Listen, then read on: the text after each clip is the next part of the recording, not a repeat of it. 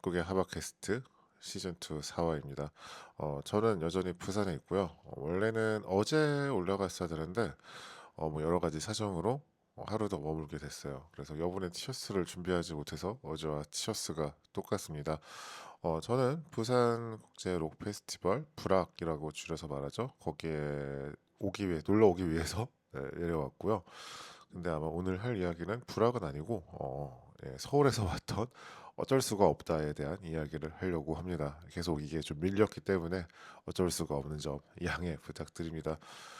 이 영화에 대해서 관심이 다들 많으실 것 같은데 그 관심이라는 게 예전에 뭐 그런 헤어질 결심 때처럼 좋은 쪽은 아닌 것 같아요. 그러니까 과연 이 영화를 봐도 될지.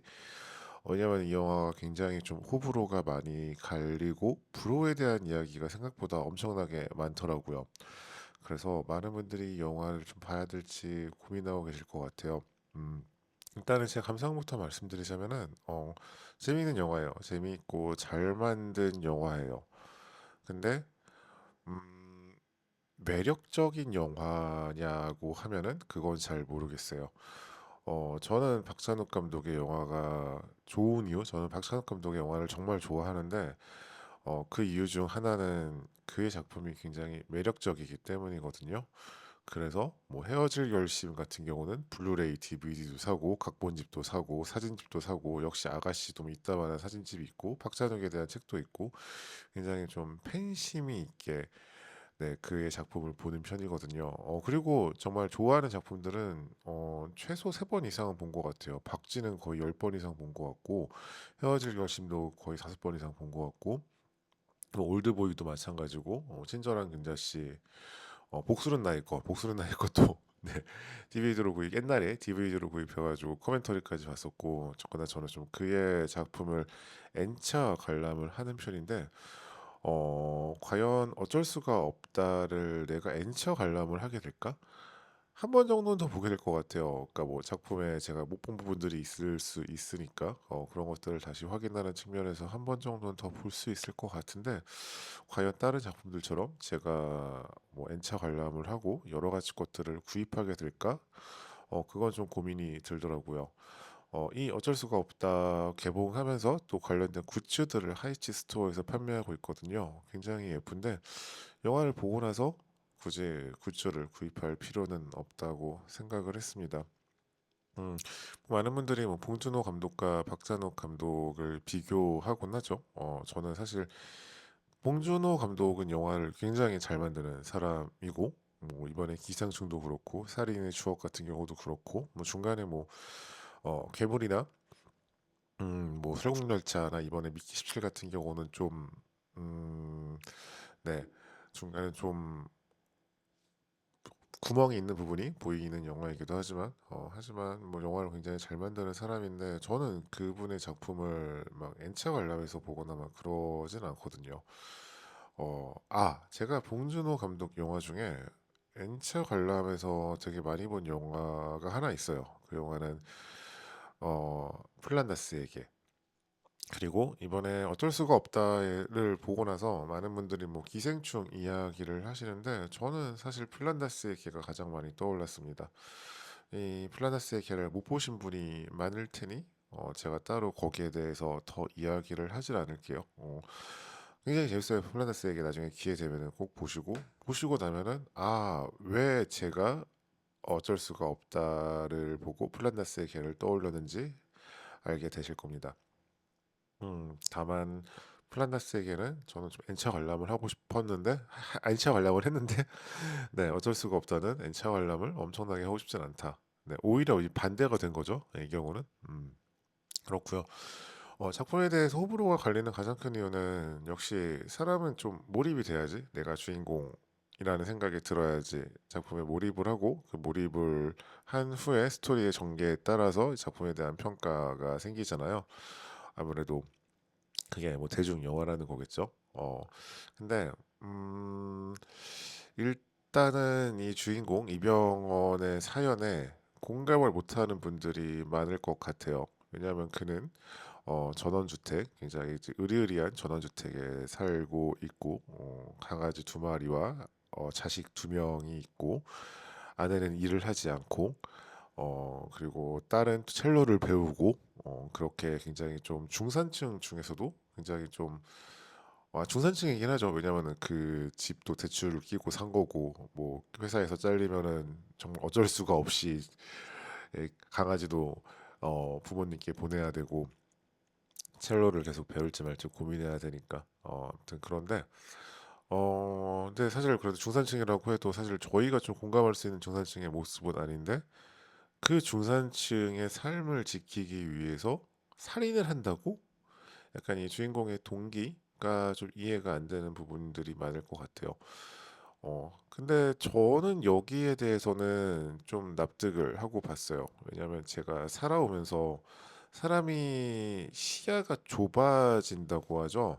그러니까 어느 하나에 몰두하다 보면은 시야가 굉장히 좁아지는데 그 시야가 좁아지면서 얼마나 어리석을 수 있는지를 많이 봐왔기 때문인 것 같아요. 그리고 저도 그런 어리석은 짓들을 많이 저질렀었고, 음, 저는 이 시나리오를 보고 좀 떠오르는 일화가 있었는데, 제가 고등학교 다닐 때, 그 고등학교에는 공부 잘하는 아이들만 모아놓은 반이 있어요.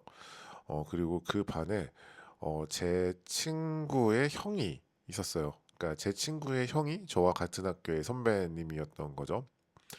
근데 그분이 전교 1등이었거든요. 그 형이 전교 1등이었는데 뭐 아무리 뭐 그런 경쟁을 하는 곳이라고 하더라도 그래도 다 그냥 친하게 지낼 거 아니에요. 근데 어느 날 전교 3등인가 4등인가 하는 친구, 평소에 친하게 지내던 친구가 잠깐 좀 이야기할 게 있다면서 그 형을 데리고 좀 뒷산으로 갔대요. 저도 같은 학교였으니까 그 뒷산이 얼마나 가파르고 위험한 곳인지를 알고 있거든요.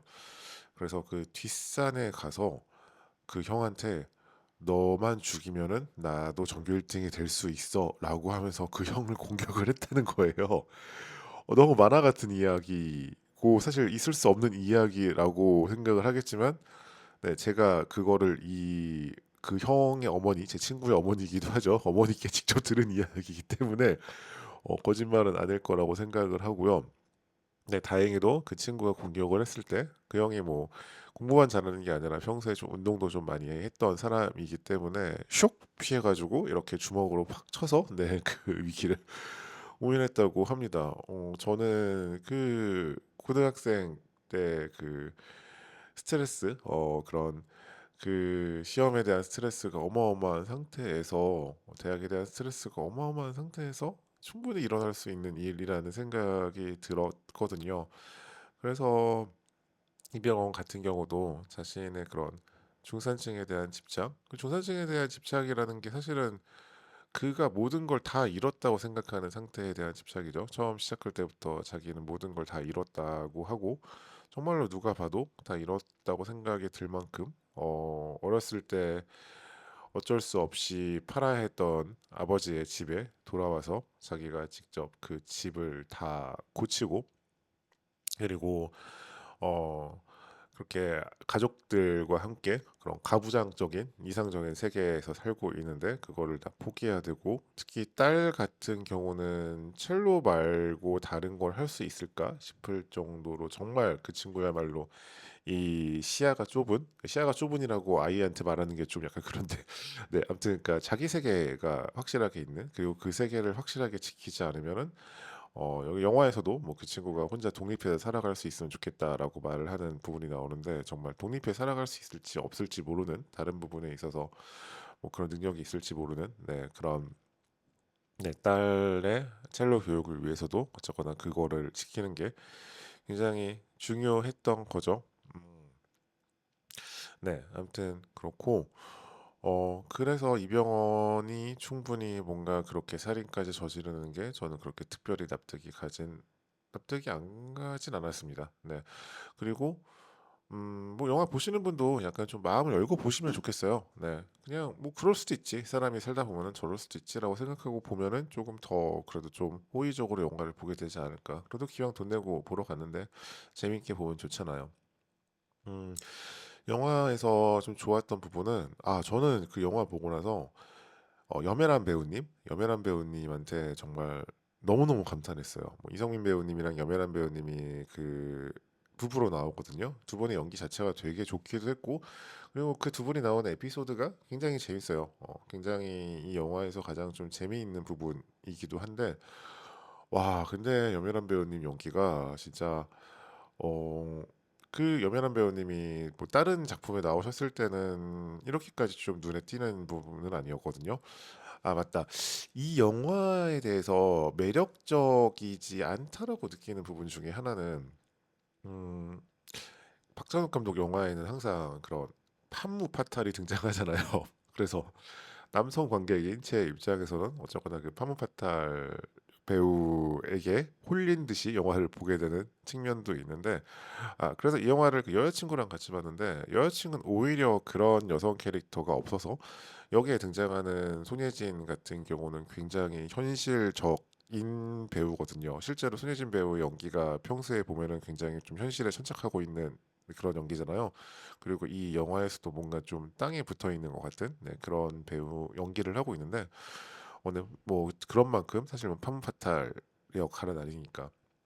그래도 이 영화에 판무파탈이라고 한다면은 염연한 배우가 아닐까라는 생각이 들었어요. 와, 정말, 네, 이거는 영화를 좀 보셔야 알 것 같아요. 네, 정말로 굉장히 자신의 욕망에 충실하고 그 욕망을 굉장히 적극적으로 드러내는, 적극적으로라는 말은 좀 순화된 표현이고 어떻게 보면은 좀 천박하게라고도 할 수 있는, 네, 그렇게 드러내는 모습을 너무 연기를 잘하셔서 평소에 염혜란 배우는 그런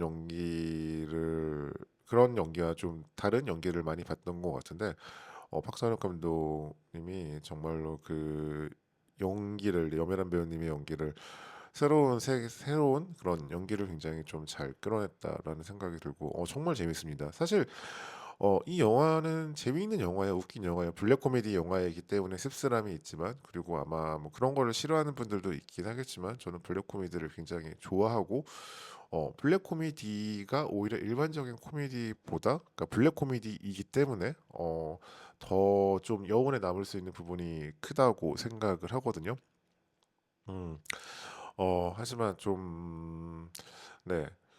하지만 이 영화를 박찬욱 감독 영화 중에 가장 대중적인 영화다라고 말을 하는, 네, 아까 그렇게 그 박희순 배우가 그 저희 시사회 때 이야기를 했다고 하죠. 그리고 뭐 다른 그런 영화 관계자분들도 박찬욱 감독 영화 중에 굉장히 가장 대중적인 영화다라고 말을 하고, 박찬욱 감독도 역시 대중적인 영화다라고 하고, 그리고 심지어는 이게 올해 정말 영화 산업 쪽에서 정말 처참한 성적을 내고 있는 CJ의 구원투수 같은 영화처럼 이렇게 추석 전에 개봉을 했잖아요. 음, 모 필름은 CJ 산하니까요. 근데 그거 너무 좀 대중을 높게 평가한다고 하면 대중을 깔보게 되는 건데, 아무튼 네. 뭔가 이 사람들이 영화 마니아라는 사람들이 뭔가 대중에 대해서 조금 다르게 이해하고 있는 게 아닌가라는 생각이 좀 들기도 했어요.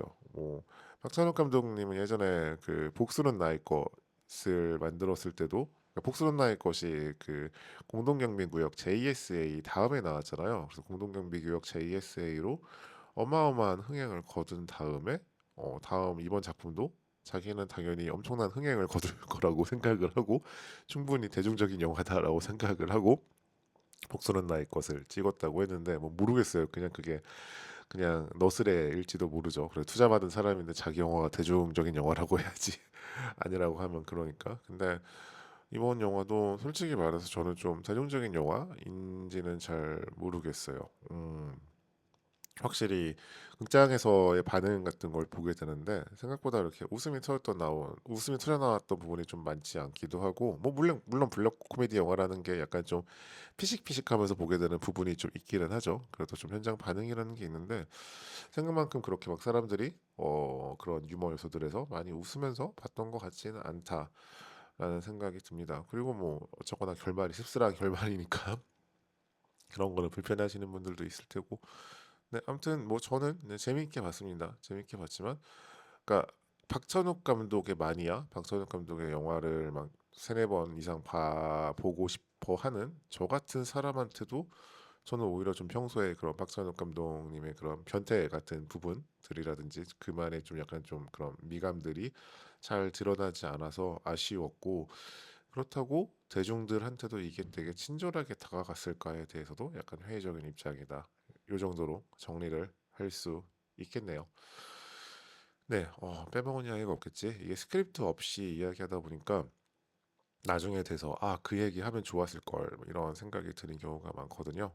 근데 뭐 영화 그래 사실 영화에 대해서 할 얘기가 더 하려면 더 할 수 있을 것 같은데, 뭐 예를 들어 상징이라든지 그런 뭐 나무 그런 제지 업계의 상징이라든지 여러 가지 이야기를 할 수 있을 것 같은데, 뭐 그중에 좀 스포일러가 될 수 있을 만한 부분도 있고, 그래도 제 팟캐스트 들으시는 분이 많지 않긴 하지만 그래도 뭔가 흘러가듯 이렇게 들으시는 분들이 많으실 텐데, 그냥 듣다가 아무 생각 없이 듣다가 갑자기 막 스포를 당하면 안 되니까 그런 것도 있는 것 같고, 또 그런 거는 또 다른 분들이 되게 잘 하고 계셔가지고, 네, 이번에 이동진 선생님께서도 한 40분 정도 되는 그런 분석글을 올려놓으셨더라고요. 그리고 그 외에도 굉장히 좀 좋은 분석들이 많았습니다. 예를 들어 뭐 심는 것과 뽑는 것의 차이라든지 뭐 이런 것들, 네, 그리고 그 딸, 아들, 이병헌, 그리고 이병헌의